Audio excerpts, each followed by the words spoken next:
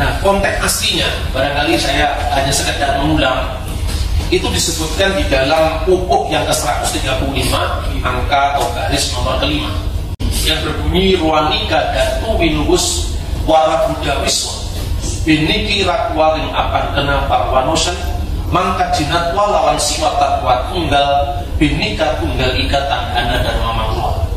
Kalau di Bali disebut binika tunggal ika tanggana dan mamangruah. Bahasa Jawa berikutnya A. Bahasa Jawa yang Majapahit ini sekarang masih dilestarikan di Tengger, di Banyumas, karena lafalnya bukan O tapi A, yang artinya kira-kira konon dikatakan wujud Buddha dan Siwa itu berbeda. Siwa dan Buddha memang berbeda, namun bagaimana kita bisa mengenalinya?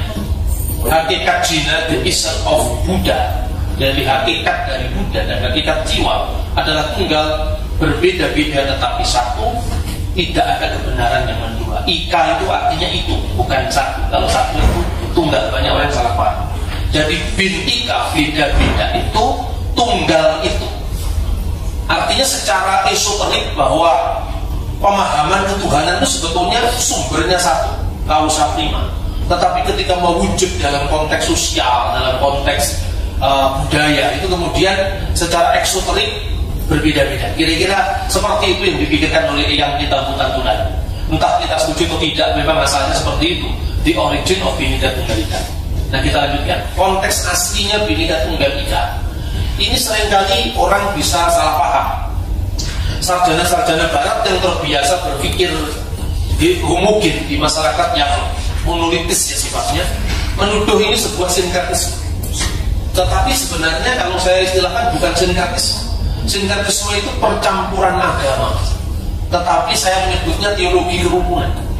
Karena Siwa dan Buddha sendiri itu sebagai agama yang dominan di Majapahit itu tidak lebur menjadi satu, tetapi berdampingan begitu harmoninya.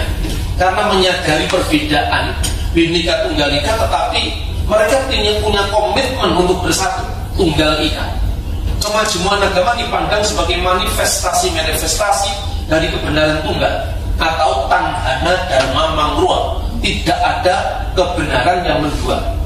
Dan ternyata dalam salah satu ucapan pujangga yang sejaman dengan Tambunan, yaitu Empu Prapanca, dalam kitabnya yang sering dikutip oleh Bung Karno, Pak Yamin, yang berjudul Negara Ketagama, itu digambarkan prinsip itu yang ternyata ajaibnya itu yang diteruskan oleh para founding father kita dengan istilah ketuhanan yang Maha Esa.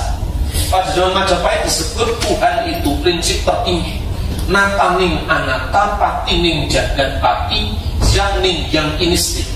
Sang pelindung yang mutlak, raja penguasa alam semesta, Tuhan yang mengatasi konsep-konsep ketuhanan yang berbeda-beda.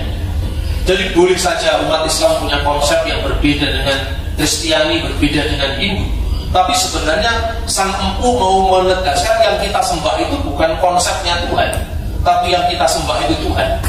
Dan bersamaan dengan perbedaan konsep-konsep Tuhan yang diistilahkan Bung Karno dalam kuliah tentang Pancasila, Begri Varga, sesungguhnya Tuhan itu satu. Dan itu prinsip tertinggi, entah bagaimana kita mendefinisikannya, karena itu bukan tugas negara untuk mendefinisikan Tuhan, tetapi tugas negara untuk memberikan dasar filosofi bahwa negara harus bertuhan, rakyatnya juga bertuhan, tetapi bebas bertuhan secara berkebudayaan dengan dasar toleransi, saling menghormati satu dengan yang lain. Bhinneka Tunggal Ika dalam konteks sekarang sebetulnya itu sudah diucapkan beberapa saat atau beberapa bulan sebelum proklamasi antara Bung Karno, Profesor Muhammad Yamin, dan Ide Bagus Supriyo. Konon menurut catatan sidang notulen dari Dokore Cucun di Cosake atau BPUPK itu, Pak Yamin yang pertama mengucapkan kata-kata Bhinneka Tunggal Ika. Sontak kemudian Ide Bagus Supriyo menyambutnya dengan tanghana dharma mangruah. Artinya memang istilah itu sudah sangat populer sekali di Bali saat itu.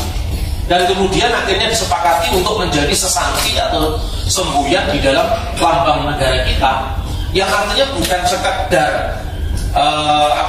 keberagaman dalam kesatuan teologis seperti semula, tapi ditarik dan diinterpretasikan menjadi lebih luas lagi, yaitu perbedaan dalam suku, ras, agama, budaya, adat istiadat, bahasa dan lain-lain yang lebih kompleks. Namun kita ini satu bangsa, satu tanah air, yaitu Indonesia. Kita lanjutkan. Saya mencoba untuk menyingkat secara dalam segenggam apa yang kira-kira kita bicarakan sekarang. Yang dikenal adalah Bhinneka Tunggal Ika. Sebetulnya saya mengacu pada seorang ahli Indonesia ya, orang Prancis namanya Denis Louan. Dia mengatakan demikian: masa awal sebuah kebudayaan atau perorangan menentukan masa kini dan masa depan. Artinya bahwa bangsa itu berawal dari bagaimana dia sendiri memandang dirinya. Nah, kemudian juga berkaitan dengan itu adalah seorang intelektual Kristen Mesir namanya Milad Ana. Dia menulis buku yang berjudul Qabulul Akar, menerima pihak lain. Dia mengatakan warisan pluralisme suatu bangsa menentukan kearifan untuk mengelola perbedaan. Dan dia memberikan contoh. Mesir itu memiliki 7 pilar peradaban yang disebutkan dengan Amidah Al-Sab'ah Lisaksiyatil Masriyah. Jadi 7 pilar peradaban Mesir itu karena merupakan serpian-serpian dari budaya-budaya datang sebelumnya. Saya kira Pak Bakir Ali bisa paham itu. Di sana ada warisan Fir'aun, jadi warisan peradaban yang kuno. Kemudian secara harmoni menerima pengaruh Romawi, Yunani. Ketika agama Kristen masuk, kemudian bersinergi dengan kebudayaan setempat, Koptik, Kristen, dan kemudian budaya Arab masuk, Islam Arab, ada 7 pilar peradaban. Sehingga Mesir itu Islamnya jauh lebih ramah ketimbang katakanlah Afghanistan atau Pakistan yang menerima budaya lebih heterogen, yang lebih pluralis. Berbeda dengan Jerman katanya. Kalau sebuah bangsa, ini saya mengutip Profesor Olaf Suman, sebuah bangsa itu kalau memiliki rujukan kemajemukan masa lalu yang besar, itu lebih lebih tatap menghadapi masa depan, mengelola kemajemukannya.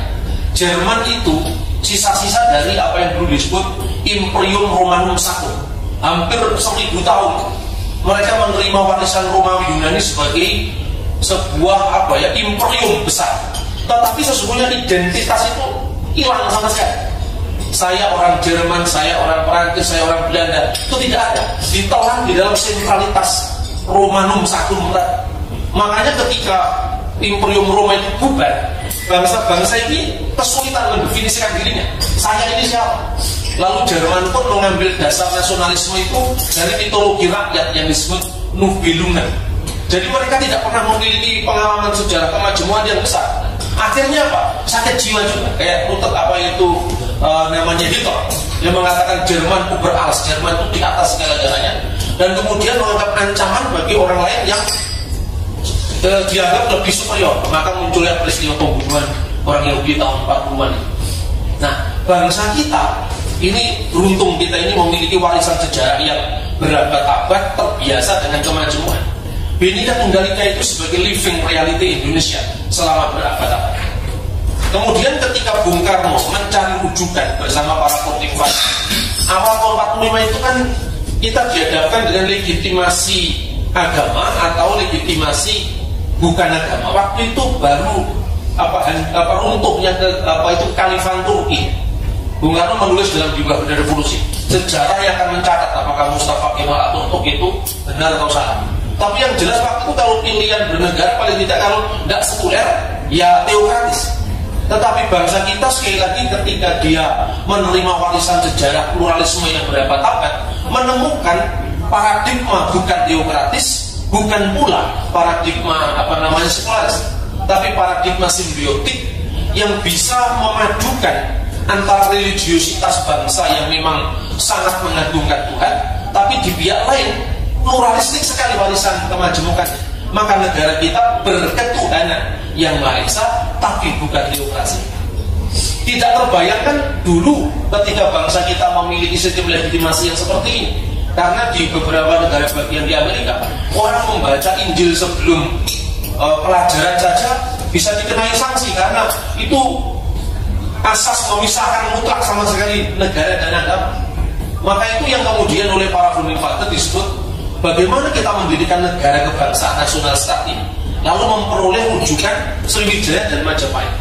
Nah, tetapi kalau kita lihat dalam sejarah, dinamika antara kalau kebenekaan satu pihak, kemudian itu juga membahayakan ketunggal ikaannya, tetapi sentralitas yang terlalu kuat, yang kemudian meleburkan sama sekali perbedaan itu, juga itu akan mengancam masyarakat kita yang sesungguhnya. Karena itu saya mencatat pasang surutnya Sriwijaya jatuh bangun jadi Majapahit itu sesungguhnya karena gagal mengelola antara yang Bhinneka dan yang Tunggal Ika.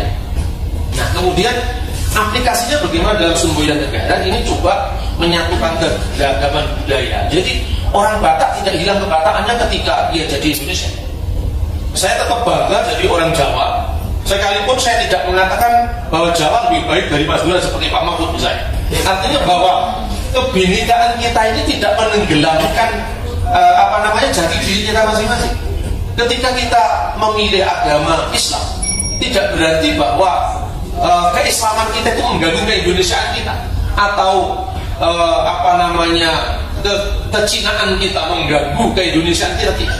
Jangankan satu generasi katanya Bungkar, 10 generasi pun tidak bisa menghilangkan yang namanya Rahang Batak atau Sipit Tionghoa, Ikal Mayang Irian atau Kuning Langsat Manado, Sawo Mateng Jawa atau Lidah Bali. Karena Tuhan Allah Subhanahu wa Ta'ala, kata Bungkar, telah menakdirkan bangsa kita yang mendiami teritori antara Sabang sampai Merauke ini memang hukum sejarahnya menjadi satu. Itulah sebabnya kemudian Bhinneka Tunggal Ika ini menjadi roh yang bagaimana membingkai kebinekaan kita itu. Dan syukur alhamdulillah karena undang-undang dasar kita di pasal-pasalnya mencantumkan implementasi semboyan ini dalam kehidupan berbangsa, bernegara, dan bermasyarakat. Jadi Nusantara itu istilah India untuk menyebut tanah air kita. Itu bukan sekedar hamparan antara nusa-nusa, tetapi sekaligus juga hamparan beragam nilai-nilai budaya dari dunia, budaya dunia yang saling bertemu dan berdialog secara dinamis. Luar biasanya Bapak Ibu, fakta ini tidak hanya dicatat oleh sejarah kita, tetapi sejarah bangsa-bangsa itu sudah mencatat Indonesia jauh sebelum bangsa kita mencatat sejarah kita sendiri. Bukannya kita diajari prasejarah kita itu abad keempat, Prasasti Kutai Mula Warman, tapi sesungguhnya sebelum abad keempat sudah ada catatan-catatan dari India, Cina, bahkan Timur Tengah tentang Indonesia. Saya mencoba untuk menggalinya karena paling tidak bagaimana saya katakan ya, kebanggaan sebagai bangsa itu mesti ditanamkan. Kita lanjutkan. Tidak banyak lagi, ini coba saya kutip dari Srimad Walmiki Ramayana. Ini teks aslinya dari bahasa Sanskerta. Sebab kalau saya ngomong hanya Ramayana, itu Ramayana dari Candi Prambanan, dan usianya baru abad ke-8. Ini abad kedua Masehi. Jadi orang India sendiri sudah menyebut Indonesia ini luar biasa. Yatnawanto Jawa Dwipam Saptaraju Pasudipam. Jelajahilah atau negeri yang dapat dicapai dengan mendaki bukit, menyeberangi lautan dengan kapal itu oleh para wanara, haruslah kau capai. Usahakanlah menjelajahi pulau Jawa. Yatnawanto Jawa Dwipam Saptaraju, Sapta itu 7, Raju itu adalah wilayah kerajaan, Pasudipam sebagai hiasan. Dan kemudian sastra yang sama dari India, namanya adalah Purana. Sastra Purana itu ditulis pada masa dinasti Chandragupta, itu abad kedua Masehi. Sudah menyebut 7 pulau Nusantara. Yang pertama Jawa Dwipa, Bali Dwipa, Barhina Dwipa, itu adalah Borneo, Barhina Dwipa Borneo, Sangka Dwipa itu adalah Sulawesi, kemudian Sanga Dwipa itu Nusa Tenggara, dan kemudian Swarna Dwipa itu adalah Sumatera, dan Papua disebut dengan Jawa Dwipa Mati Kramya Sisiro Nama Parwata. Jadi ujung paling luar dari Pulau Jawa yang memiliki gunung yang namanya Sisira, puncaknya mencapai langit dan bersalju. Dan di sana ditunggu oleh para dewa dan para danawa. Danawa itu atau raksasa. Itu sebutan diskriminatif orang-orang Arya kepada bangsa Papua. Tetapi artinya abad kedua, bangsa-bangsa lain sudah menulis tentang Indonesia. Ini tidak dimiliki oleh bangsa Jerman, tidak dimiliki oleh bangsa-bangsa lain. Dan ini kiranya menjadi istilahnya Dennis Lombard itu sebagai masa awal yang sangat menentukan masa kini dan masa depan. Kita memiliki akar budaya religiusitas bangsa yang sangat tinggi. Religiusitas ini artinya bukan organized religion, tapi artinya degup jantung setiap anak bangsa yang spiriti oleh semangat Tuhan. Jadi negara kita itu tidak mungkin jadi negara yang tidak bertuhan, karena itu catatan rentangan sejarahnya yang berabad-abad. Bahkan kata sembahyang itu aslinya dari zaman pra Indonesia modern. Prasasti Dapun Tajang itu ditemukan Bukit. Itu disebutkan Dapun Tajang Nayet Kaparaun Mangalap Jaya Sidayatra. Itu prasasti Sriwijaya. Dapun Tajang itu artinya pengabdi pada Siang Tuhan, dan kata sembahyang menyembah Tuhan. Entah bagaimana didefinisikan menurut ilmu kalam atau menurut teologi Kristen, itu bukan urusan negara.